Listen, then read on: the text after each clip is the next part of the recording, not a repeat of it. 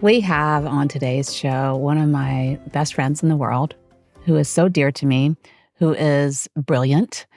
And anybody who has the opportunity to bask in the energy and brilliance of Richard Tyler Walker, consider yourself lucky. I'm just so excited to have you here today to talk about a topic that is really, really prevalent, I think, in like most people's lives at some point or another, and that is self-esteem. But before we get into that, I have to talk about how we met. I was at 937 months pregnant with with and my daughter back in 2004. And I was starting my clinical training during my master's program. And I was at NC State University and was fortunate enough to get an internship and practicum and all the training opportunities there and at their counseling center. And so in walks this individual whom I'd never met. Uh, and I immediately felt this connection with you in terms of this is someone that I feel like I've known before. Vulnerable, actually, the energy that you brought forward, which was just feeling like you could see right through me. And that is not a feeling that I had had with many people in my life, if ever. And while it was a gift, I also felt wildly vulnerable at that point in my pregnancy and trying to finish my schoolwork. And you just took me under your wing right away. And I was crying a lot during the first few months of meeting you because I station period with this baby of mine. I had her, and then I was seeing clients, and I was going through postpartum depression actually, and didn't even know that's what it was. And literally would see a client and would cry when they walked out the door, would get an instant message that it was time to go back into the next session with someone, that they were here and I would go see them. And you and I met regularly throughout the week. And as you have put it, I spent most of that time just crying in your office. So we became close very quickly and developed a friendship over the years. And so when I decided to start this group practice, you were the very first person that I reached out to before anybody else, the first person that came to mind. And when I got on the phone with you and said, hey, this is what I'm thinking about doing, would you want to be a part of it? I mean, I thought it was like a long stretch. You teach at like 300,000 universities. You have this big clinical director role at the largest college or university in North Carolina. And you immediately said, yeah, I'll do it. I was beside myself and excited and also very scared because I thought if Richard Tyler Walker says he's going to do a project with you, now you have to do it. And I am forever grateful that you decided to make that decision and that you helped me make the decision to really change something in my life, which inherently, by the way, increased my self-esteem significantly. It brought up a lot of my insecurities, but your being by my side helped me overcome those insecurities and feel more confident and thereby feel an increased sense of self and self-esteem. And so then a few months ago, when you said that you were uh, leaving that particular setting and joining us full time as our clinical director, I was shocked and excited and still love that I get to see you all the time now. My absolute pleasure. We're coming up on 20 years of knowing each other. I know. And when I think back, I had been a clinician about 7, 8 years at that point, but not done a lot of supervision. And so I was really young as a supervisor in working with you. And in some ways was not knowing what to do. So just leading with like what feels right. And connecting with you so easy. And I was really drawn to you. And I think something I will feel as a gift I have is seeing the potential in people, especially when I'm working with young clinicians. And you were interesting because you kind of fought against the idea of being a therapist a little bit. And I would go like, okay, well, if you I did want. not want to be a therapist. Uh, I did not want to be a therapist at all. as you just sailed through creating beautiful spaces with clients, it just sort of confirmed that more and more. And getting to know you then later as and developing our friendship, I, as you described that, I would say like maybe the role reversed a little bit in that I was intimidated a little bit to get to know you because you are Mm. just such an authentic individual. And when I'm a counselor or when I'm a supervisor, a little, I try and bring my authentic self, but it's also like a little bit of a role that I'm in. And then I felt like you could start to see me, or see all the way through me in this way that was just a little intimidating. And you said to me one day, it's okay if you know that you're special. And it was this really powerful moment for me and so beautifully timed where I was in my life. And it was one of those times where, we talk about feeling seen. And there were spaces I was in where I had to make my voice smaller. But this was you inviting me to lean into my strengths and my gifts in a way that was exactly what I need and just blossomed the dear affection and love that I already was holding for you, but also now felt like, all right, we're just connected forever. Yeah, you're stuck with me, pal. That's it. Yeah. I'm not going anywhere. But in thinking about those parts of being seen and really embracing each other, I think is a lot of what we're talking. It makes me think about self-esteem and how our interpersonal relationship has, again, put a spotlight maybe on some of those places that feel kind of tender, right? Um, and the ways that we've created, I think, belonging for one another that have uplifted one another. And as I said earlier, have made a huge impact on my self-esteem just throughout the 20 years that we've known each other, which it's wild to say 20 years. And so I'm curious how you came to be really interested in this topic of self-esteem. Like many folks, probably through my own healing journey is where things really were crucial in starting. But then clinically, it was one of the things that I had a really fortunate opportunity right as I was beginning doing things. And then um, just as it has then grown, I just see it as this like almost epidemic because it lives in us in so many different ways.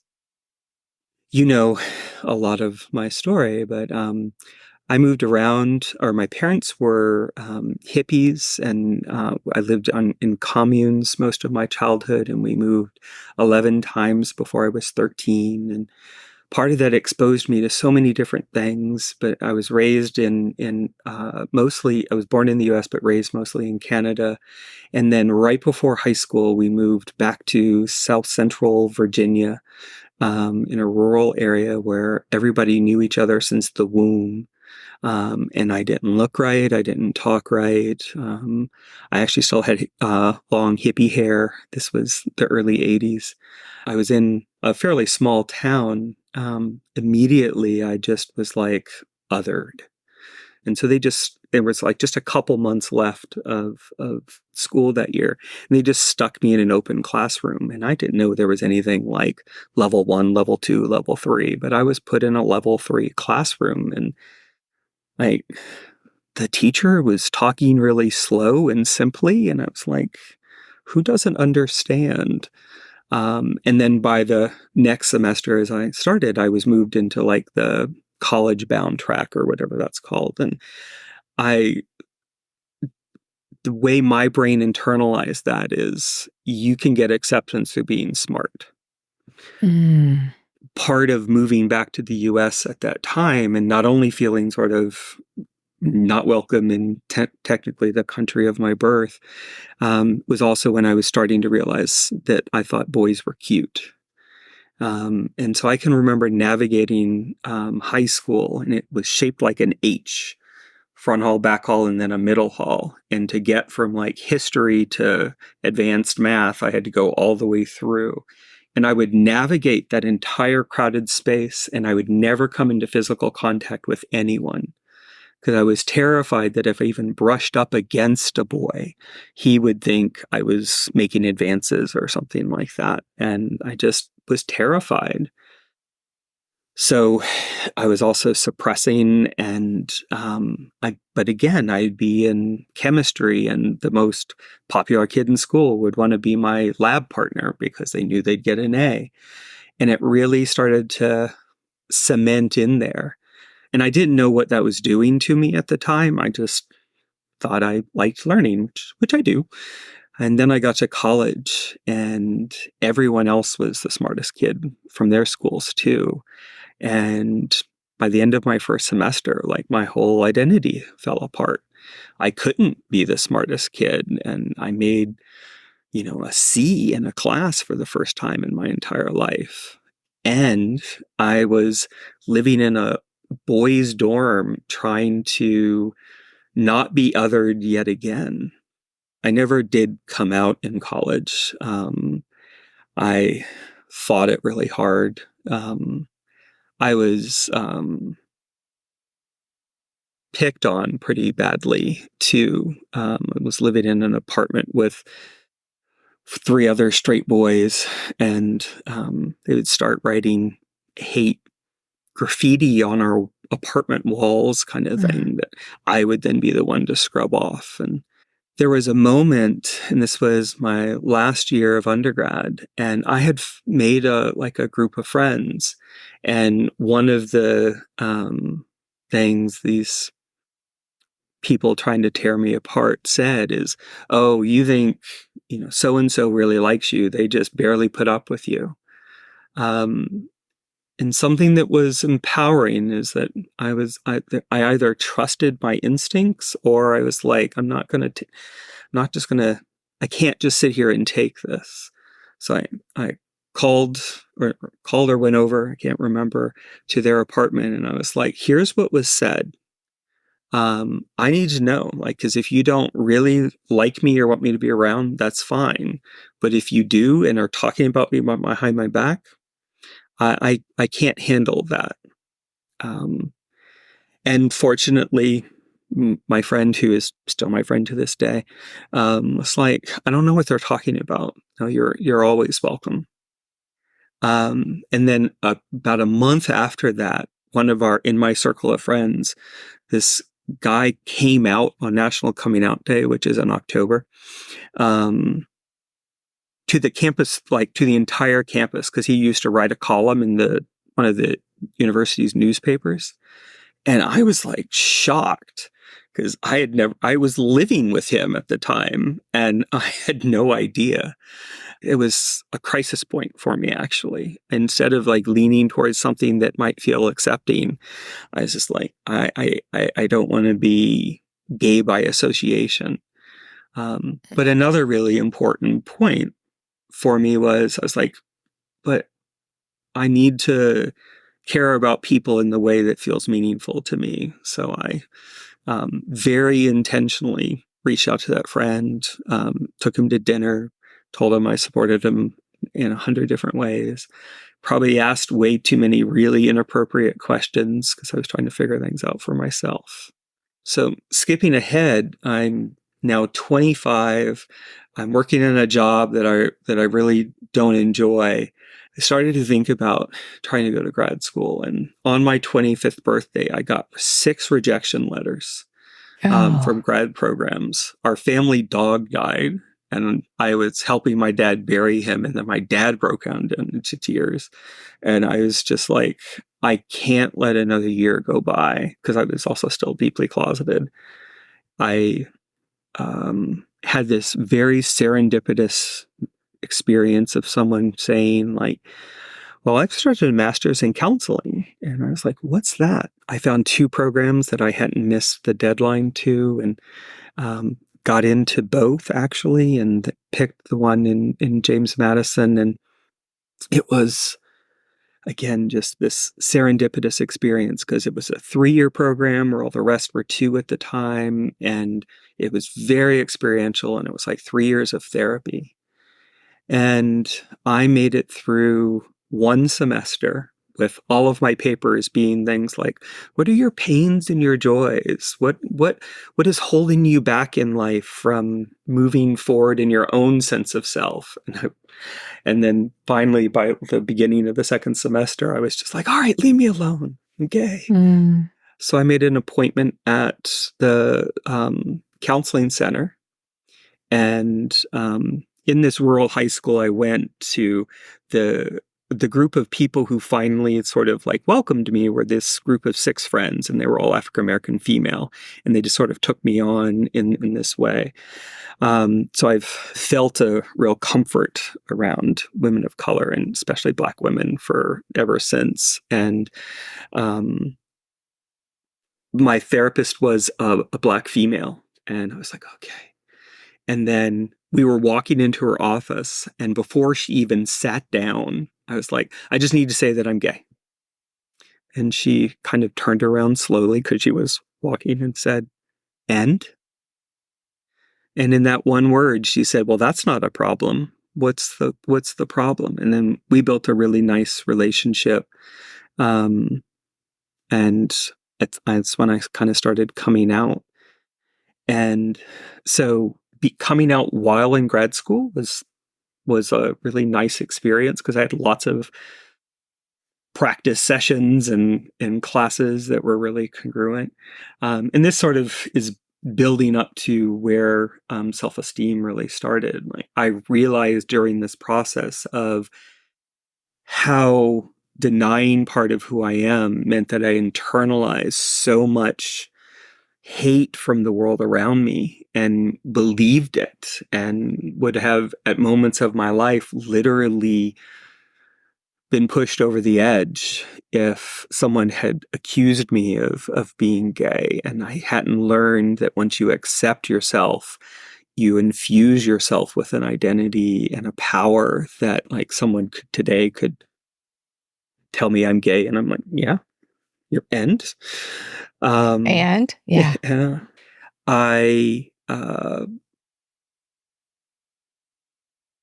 started going to like the gay student group, but would sit in the back and like not associate with anyone. And they were going to sponsor a movie. It was Priscilla, Queen of the Desert, if anyone remembers that from the mid 90s.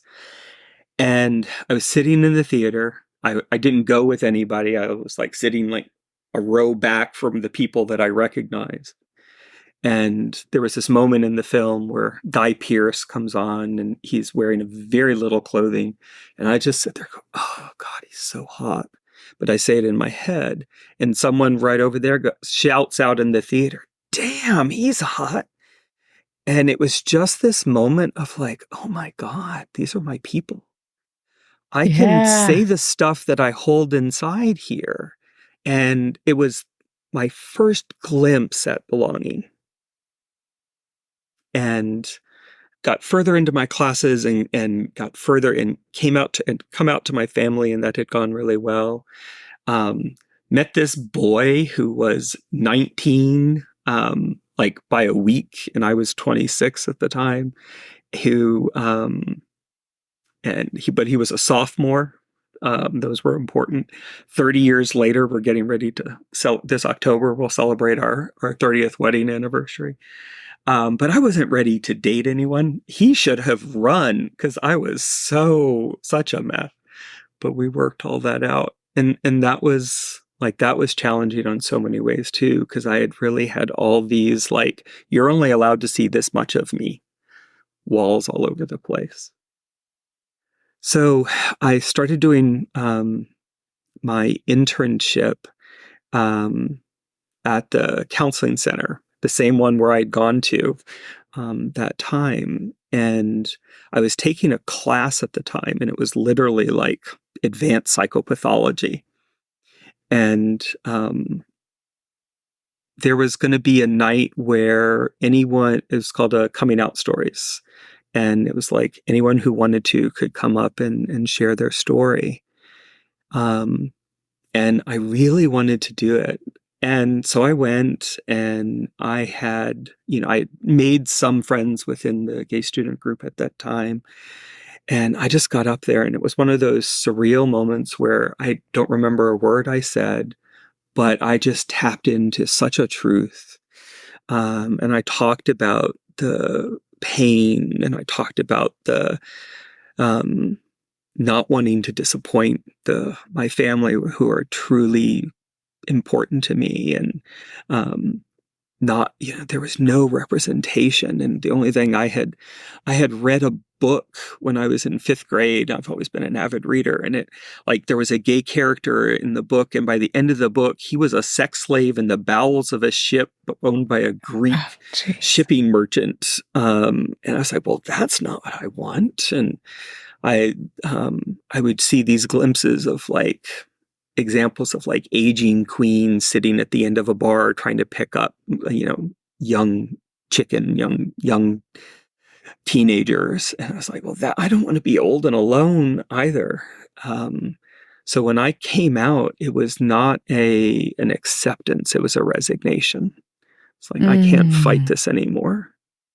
And I just imagined all these doors slamming shut. Um, and I had no idea how many doors would open. But I mm, was sitting there really, really tender at this time of my life. And so I got up and I just spoke. I probably spoke for 20 minutes. And I could see people tearing up, and I was tearing up. And I'm like, I think this is going well. Again, don't really remember what I said. But I spoke with all the authenticity I had. And so when I was done, had to take a couple steps down, and about 10 or so of my new friends from my this gay student group came up and just surrounded me in this big hug, because they could see my pain, but they also were deeply connected with it. And that felt really good. And then when that was done, all of my classmates came and did the same thing.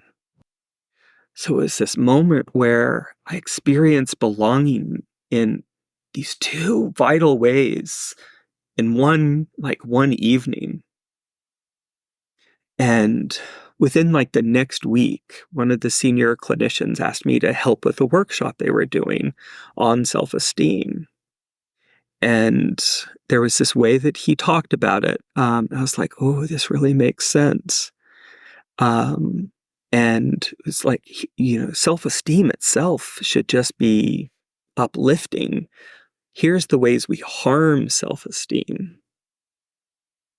And part of what was going through my brain at the same time, because I was feeling so much, is, not to be too technical, but there's Maslow's hierarchy of needs, and the base is food, shelter, clothing. The next one up is belonging, which I know you know so much about. But without navigating belongingness, you can't achieve self-esteem. And I think I'd waited 26 years of my life to feel a sense of it's okay to be me, to then start to examine how have I been harming myself all these years? What am I internalizing? And then it was like, oh crap, now I have to be gay. What does that mean? But that was more of an adventure and something that was exciting. But it came back into self-esteem, which was or not true self-esteem, but low self-esteem, which was, oh, am I attractive enough? Am I this enough? Am I that enough? So that all led to how as a baby clinician, started to recognize self-esteem is so congruent. And if we stop harming it, and we harm it through how critical we are of ourselves, we harm it by basing our worth on things that are external. What I look like, the number of friends I have, who my boyfriend or girlfriend is, what side of the tracks I live on, how much money I make, what are my grades, what type of job or car or anything like that. None of our things that are truly our worth. I'm a curious person. I'm a a creative person. I'm a sarcastic person. The things that are truly our core. And every time we compare ourselves to someone, we are truly entering into an equation where our worth is dependent upon that comparison. If I need to have scored a higher grade on that test, even if I win, I still have entered into an equation where my worth is dependent upon the outcome.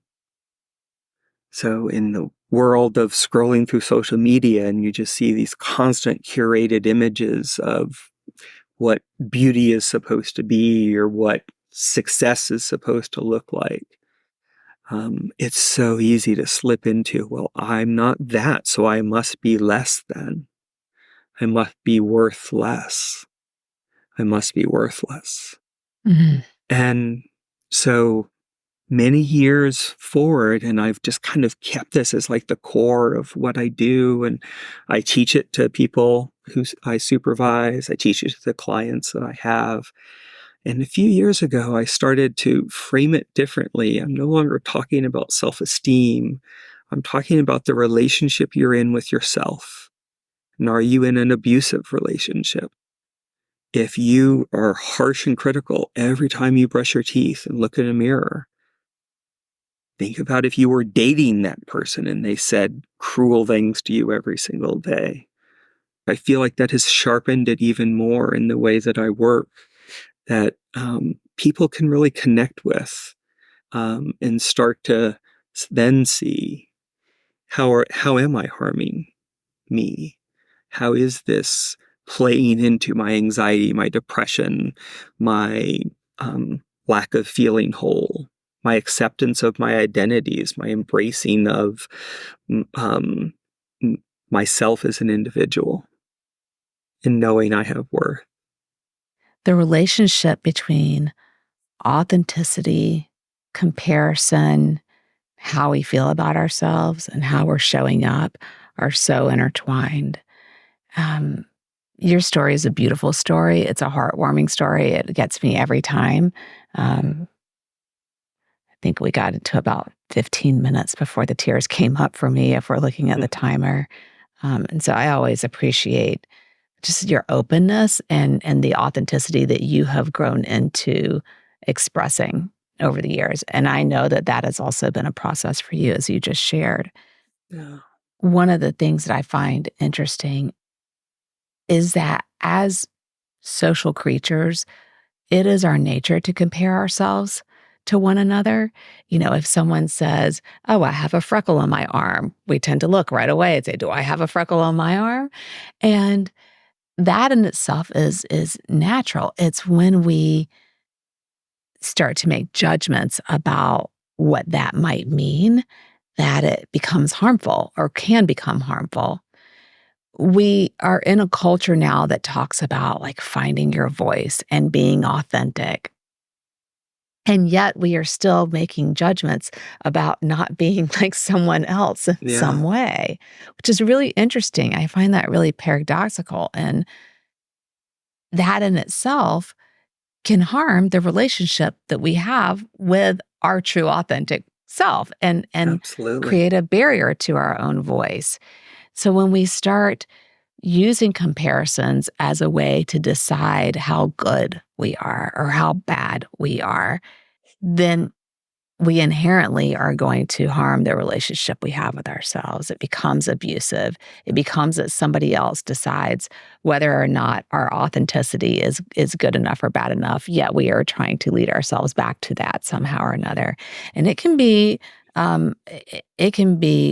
really disorienting internally, but also in the relationships that we have with other people. It can be quite confusing for them when we're kind of shifting into, let me try this on for size, let me try that on for size. And we do that inherently as we do identity exploration. But when it comes with that added component of judgment, as opposed to, does this feel like me? Yes or no?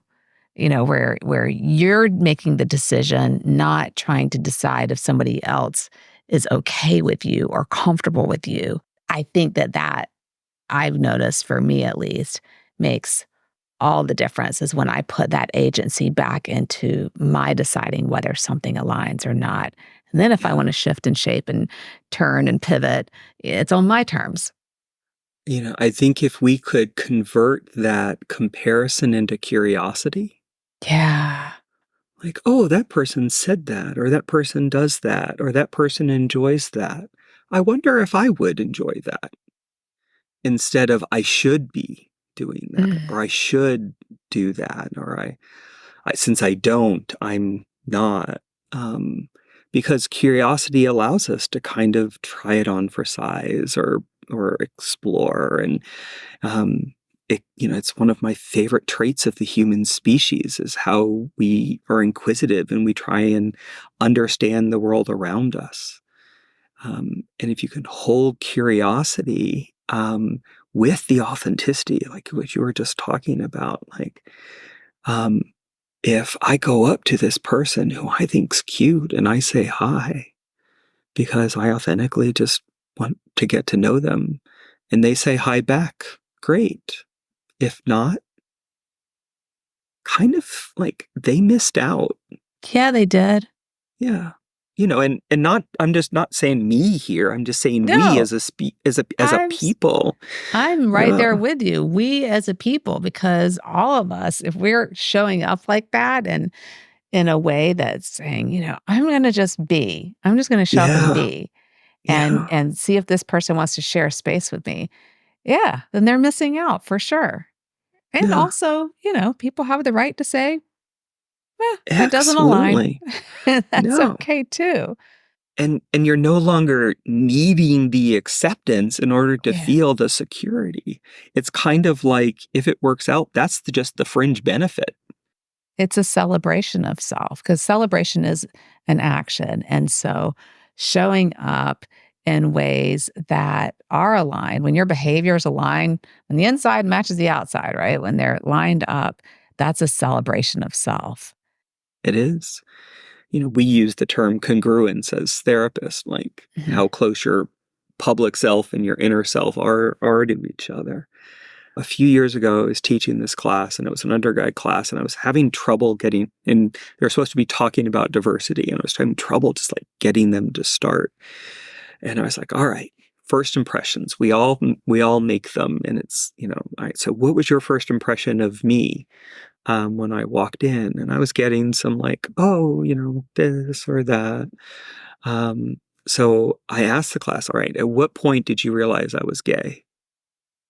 And that's when people started like, well, you talk with your hands a lot, or um, you, someone said you're really nice. It's Oh gosh. like, um, and I was like, all right. And so we kind of moved through that. And then this kid who sat in the back, and was never even sure if he was paying attention. He really gave off like, a lot of straight boy energy. But anyway, he didn't really engage much in class. He raised his hand and he said, well, I think you seem to really like yourself. And, and the students were like, ooh. And he's like, no, no, I think you really like yourself. And I can tell it was hard fought. Ooh, And I started crying. Like, I was like, how does this 19-year-old see me so well? yeah. And how, and it was also just like an affirmation of, okay, I'm doing this right. I'm just being Mm. myself in all of these spaces, whether I'm someone's therapist or someone's friend or someone's professor or supervisor. I need to bring that authentic core of who I am. And it goes to show too, Richard, that for people who have done that exploration, who've either created the space for themselves or had the safety or both, whatever that journey has looked like, it's not an easy one. I don't think for anyone. Everyone's is different, but the road to higher self esteem and really liking yourself, particularly in a society like ours that says you need to be a cookie cutter of what we tell you you should be, this dominant society that's become dominating. it is a hard fought journey to get to a place to be able to say, I like myself. And while those wounds can heal, those scars are there. And we still carry them with us along the way. And it's also not a final destination. I say this all the time about any kind of mental health. The thing with self-esteem is that if you really want to continue expanding your sense of self and have that adventure that you're talking about, there are going to be many moments in life, probably throughout the day, if you're really putting yourself out there, where it's going to be like, I'm uncomfortable. I'm uncomfortable. And that discomfort doesn't mean that you don't have high self esteem, it means that it's an invitation to expand your self esteem or increase your self esteem. And there's really no limit, the way I see it. Yeah. When you said, like, when you really like yourself, the image of, like, just security came up for me. Like, I know I'm doing my best and I'm leading in with an open heart, and I feel I am trying to always be and grow.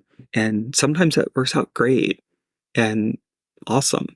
Like, made a really nice connection there. And sometimes it doesn't, or sometimes Mm. I trip up in a way. And I can not plummet into some kind of despair or regret or shame, because but I then lean into, like, what do I need to know that is different? Is this a bridge I want to try and build?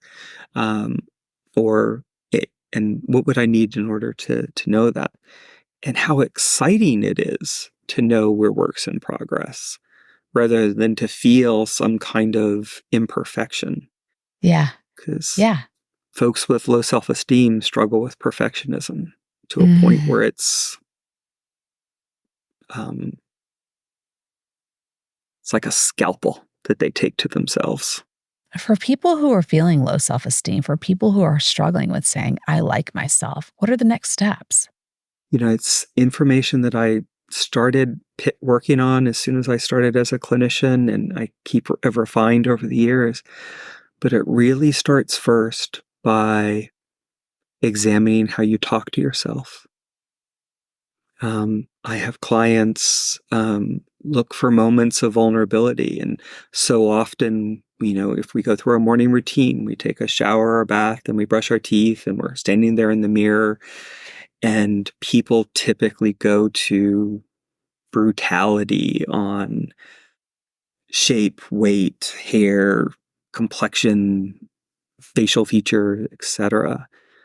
And so I spend time with people getting them to identify the voice they use to talk to themselves. Is it their voice? Is it one of their parents? Is it somebody else? Is it a coach that they had at one point? And once you can find that voice and listen to it, listen to what it's saying and how it's saying it. And is it a cruel voice? Is it a drill sergeant? Is it a judgmental voice? Or it is a voice that would talk to somebody you truly love and care and want to nurture. In most people, it's not. And I truly feel if we did nothing other than change the way we talk to ourselves and we use a voice that is one that we would use with a precious child, a cherished friend of that, that is one of caring and nurturance and support. And it doesn't mean just like, always being positive. It can also mean like, that wasn't your best work, or you didn't like how you showed up there. How can you do that differently moving forward? So it's not about shaming, but growth. It's one of those things you have to get some buy-in around because it feels kind of simple, but it's actually huge to unpack that and start to shift that. And it's transformative over what can start, because then that voice can help to dismantle the comparisons. That voice can help to always feel like I'm not comfortable in the now. Like, well, if only this would happen, then my life would be better. Or, well, since that happened, I'll never be. And once we can let go, we can just appreciate the now and be present. Yeah, and it might sound like woo or hokey to someone, but really our minds tend to go in this, in the at least in the US culture, we tend to be very futuristic of like, if only this and if only that, like you're talking about, like this next thing and always trying to catch up with the future in some way instead of really, and we're really abandoning ourselves and the world around us when we're doing that. And it's hard to feel good about yourself when you always feel like there's this next best thing always, as opposed to just sitting in who you are right now in the present and having a conversation with yourself, getting to know who you are, asking yourself what you value when you're talking about whose voice is Mm-hmm. that. If it's not yours, really start to almost like interview yourself is what I'm hearing from you too. And Yeah. that is when we're talking about self-belonging, that's the part about being seen, of identifying what you like, what you don't like, what your values are, what your interests are, who you want to actually go to dinner with. If you don't want to go to that party or not, do I Right. actually like this job? Those kinds of things. And being curious, but also being courageous with the answers that might come back. Yeah. And knowing that you don't have to act on those answers right away, that you get to decide what you're going to do with that information. And, a lot of times we can have this flood of information that comes up like, oh my gosh, like, wait a second. I don't like my I don't like my family. I don't like my partner. My job sucks and my best friend's an asshole. Like all these things can come up and it's like, oh, now what? Then you're just gonna go No, annihilate your world. It doesn't have to necessarily look no, like that. no. Rome wasn't built in a day. Yeah. Because coming into awareness of, um, I'm one of the people who's not been kind to myself. And what if I practice love and acceptance with myself allows that inventory, like you were just talking about. Yeah. And so many people with marginalized identities, so many people with who are neurodivergent, so many people who are bicultural, so many people who are just in so many different ways in this world. When you start looking at that, you start to realize I'm just accepting table scraps in a lot of my relationships. I'm not being outright rejected or outright getting outright racism or outright sexism. And so the fact that I'm not being abused, I'll just take that little table scrap and like try and make it into a meal. And so again, yeah, you don't have to uproot your whole life because Yeah. sometimes you can deepen the relationships that feel on the surface by showing up fully. Because Yeah. we have expectations of the people we love. We don't just go, okay, well, I'll listen to you all day long. We Right. also say, like, hey, I've got some needs too. And that's what people with high self-esteem do is they accept that they have needs, and I think we Yeah, tend to think of that oftentimes as opposite, where if you have needs, that means that you're needy, which means you have right, low self-esteem, and it's the complete opposite. And self-belonging begets more belonging in our relationships, the same way that that person in the movie theater said, "He's hot," and you were already thinking right. it gave you permission to start thinking, "Oh, wait, these are my people, first of all, and also, maybe I get to yell that out sometimes." It's so modeling um, that voice for yourself also models it for other people, and like you said, can really strengthen those relationships. It's an endless conversation that we could have about this, honestly, and we might have to do a part 2 at some point. I genuinely mean that. But what I'd really love to hear, Richard, from you is what belonging means to you. Belonging means to me accepting myself as both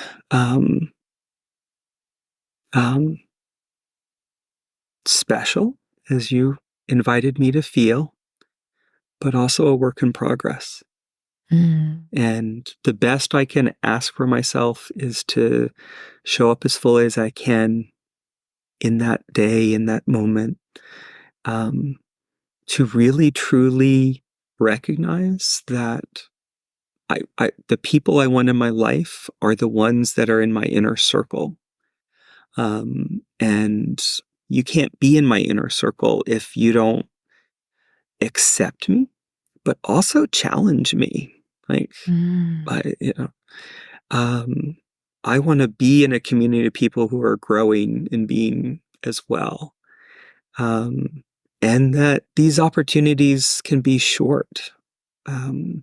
Whether someone might pass away long before they're supposed to, or you mentioned I made a big change in my life. And part of what was a catalyst for that was my husband telling me one day, I miss you. Mm. And I answered the way I'd answered 1,000 times before of like, well, I just like working. I like being really busy, which I do. But I was running on a treadmill that had no end and kept inclining or whatever they do. And taking that as a moment, not to feel criticized, but to feel invited, really caused me to sit with it and talk to you and the people I love and really question a lot of things. And ultimately, it led to me re-examining my priorities.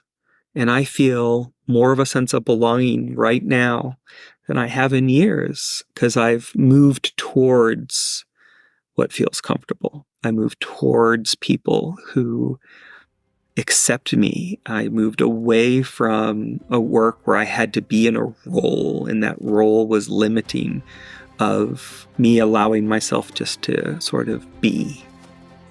I know from talking with you, you weren't allowed to be special.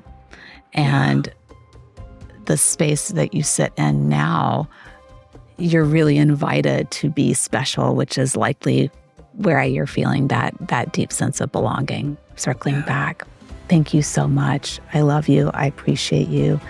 You changed my life, and you mean the world to me. Thank you so much for being here today.